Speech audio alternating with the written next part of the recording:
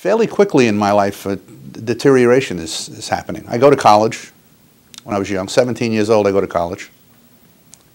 Tossed out, 18, because of performance problems in relation to my career with school. I'm irresponsible. Some of the characteristics that are natural to people with addictions are like dishonesty, inconsideration, and tremendous self-centeredness. I could see that now looking back on my life. Those things were there. Not being disciplined, not wanting to be responsible, studying is not part of what I want to do. So I get thrown out of school.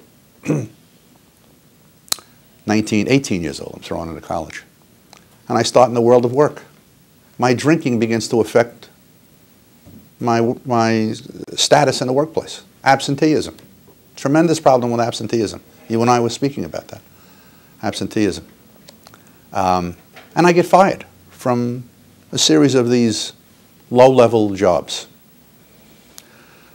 Now the major enabler in my life, the guy who's going to stand between me and the consequences of my problem, steps in. It's my father. My father's a retired New York City police detective. He's now working on the waterfront. He's a dock boss on the piers in Brooklyn. And what does he do?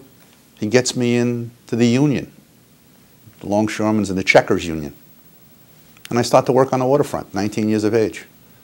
Now, I bring me with me, meaning I bring my wiring and my attachment to alcohol, which is already established at 18, 19 years of age.